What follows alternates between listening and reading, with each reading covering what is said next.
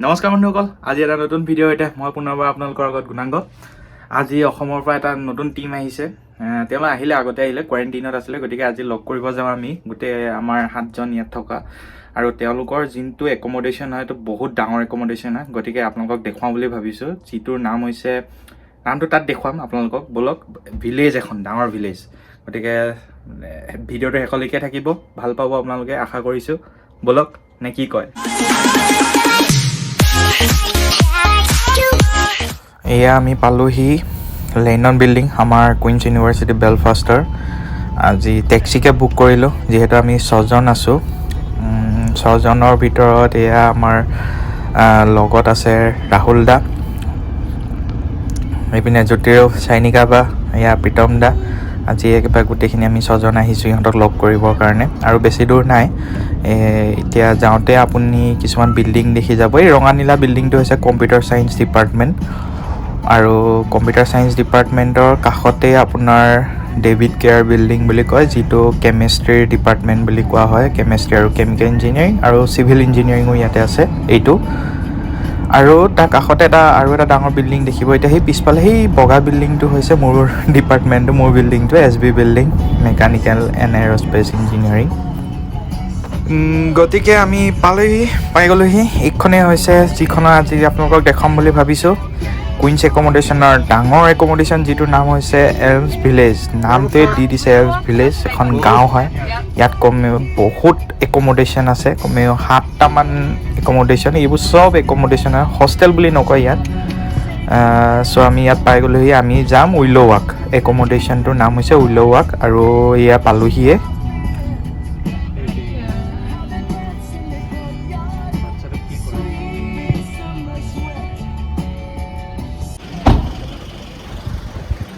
য়েছ, আমি পাই গ'লোহি। এতিয়া ক'ত পালোহি?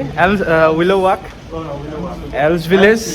এতিয়া আমি নতুন আমাৰ ইণ্ডিয়ানসকলক লগ পাওঁ, অসমৰ পৰা অহাসকলক লগ কৰিব যাম।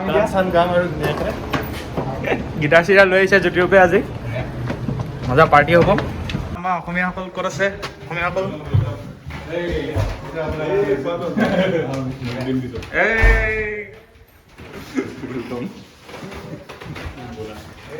এইয়া আমাৰ গৌতম দা আৰু এইজন এইপিনে নিয়ৰ হাই বুলি দি দিয়া।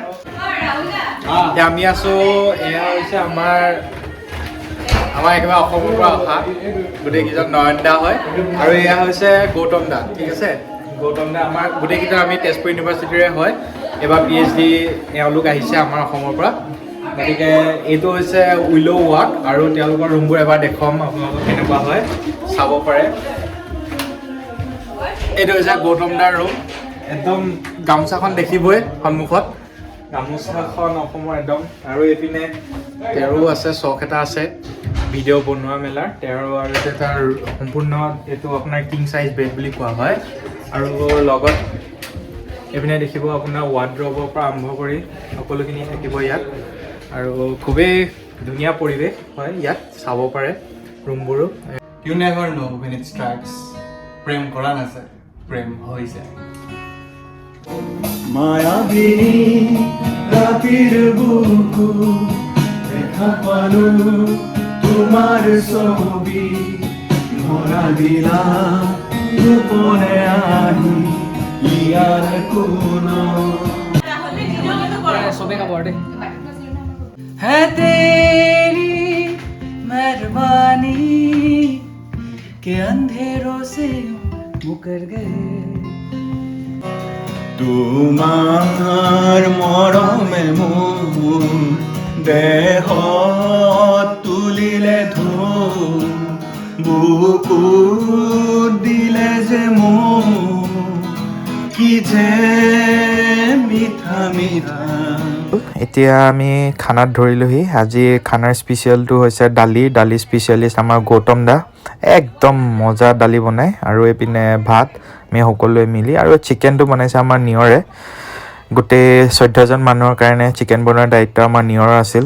আৰু ফ্ৰেঞ্চ ফ্ৰাইজ, একদম ইণ্ডিয়ান খানা। আজি একদম ইণ্ডিয়ান খানাৰ জুতি লৈছোঁ।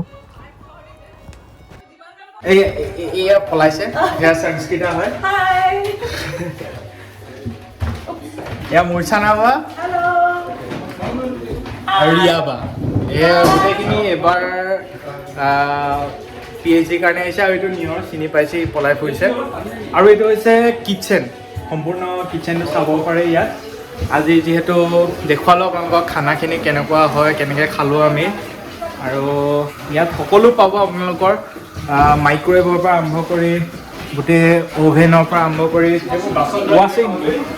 ৱাশ্বিং মেচিনো আছে ৱাশ্বিং মেচিনো পাব আৰু এয়া ৰাহুলে বাচন ধুই আছে ৰাহুলে বাচন ধুই আছে বাচন ধোৱা আৰু ফ্ৰিজটো এয়া গোটেই ফ্ৰিজৰ পৰা আৰম্ভ কৰি গোটেইখিনি থাকিব চব পাব ইয়াত একো নোপোৱা বস্তু একো নাই আৰু এইপিনে টিভি চলি আছে আজি পাৰ্টিৰ কাৰণে গোটেই টিভি চিভি লগাই তাতে এইটো জ্যোতিৰো আহি গ'ল গোটেই ইয়াত টিভিৰ পৰা আৰম্ভ কৰি সকলো সুবিধা আছে ইয়াত একো নোপোৱা নাই একো নাই আৰু এইপিনে এটা মন কৰিবলগীয়া এইটো ফায়াৰ এলাৰ্ম ভিতৰত আপুনি চিগাৰেট খাব নোৱাৰে বা ফায়াৰ একো গোন্ধ ওলাব নোৱাৰে আৰু এটা লক্ষণীয় কথা ইয়াৰ চাবিবোৰ আমাৰ ভিতৰত চাবি ভৰোৱা টাইপ নহয় ইয়াৰ চাবিটো বহুত আমোদজনক চাবি হয় চাব এইটো দেখিব এটা লক টাইপৰ হয় ফব বুলি কোৱা হয় আৰু যদি ইয়াত দিয়ে এনেকৈ এটা লাইট জ্বলিব ব্লিংক হ'ব তেতিয়া আপোনাৰ লক হয় বা আনলক হয় তেনেকৈ কৰিব পাৰে এইটো হৈছে আপোনাৰ উইল' ৱাক হয় আপোনাৰ ইয়াত এলছ ভিলেজত টোটেল 7টা একমডেশ্যন আছে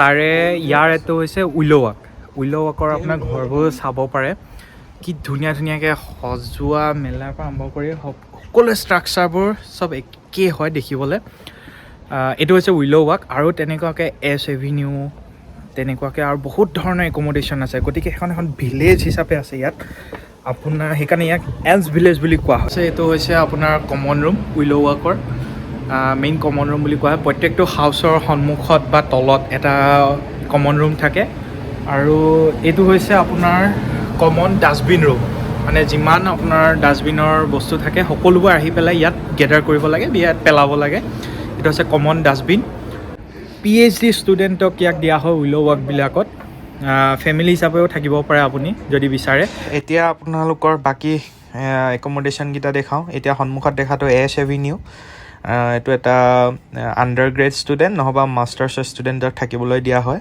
সম্পূৰ্ণ পকা ৰাস্তা ক'তো আপুনি ধূলি বালি একো দেখিবলৈ নাপায় আৰু আৱৰ্জনাও একো নাই সন্মুখত গাড়ীও ৰাখিব পাৰে আপুনি যদি ব্যৱহাৰ কৰোঁ বুলি ভাবে গাড়ী পাৰ্কিঙো আছে চ' এইটো হৈছে এছ এভিনিউ আপোনাৰ যদি কেতিয়াবা আমনি লাগে ৰুমত কিবা যদি অশান্তি লাগিছে ওলাই আহক গধূলি ৱাকত ওলাই আহক এইপিনে আপোনাৰ বেঞ্চ পাব এইপিনে দেখিব পূৰা গাৰ্ডেন একদম পাহাৰৰ এঢলীয়া জেগাৰ নিচিনা হয় এৰিয়াটো আৰু ইয়াত আপুনি বহিবলৈ সুবিধা পায় আপোনাৰ আজি অলপ ডাৱৰীয়া হৈ আছে যদি আপোনাৰ ইয়াত যদি ফৰকাল বতৰ এটা হোৱালে ন ইয়াত আপোনাৰ পূৰা ল'ৰা ছোৱালীয়ে আপোনাক খানা খাই থকা দেখিলেহেঁতেন পিকনিক কৰি থকা টাইপ হ'লহেঁতেন মানে পৰিৱেশটো ইমানেই ভাল লাগে নহয় যেতিয়া ফৰকাল হৈ থাকে আৰু এইবোৰ তেনেকুৱা বহিবলৈ ঠাইও দিয়া হৈছে আপুনি ইয়াত এনজয় কৰিব পাৰে মুহূৰ্তবোৰ ৰাজহুৱা লণ্ড্ৰি ৰুম বুলি দেখিব পাব ৰাজহুৱা লণ্ড্ৰি ৰুম আৰু গ্লাছ ৰিচাইক্লিং পইণ্ট মানে আপুনি ধৰি লওক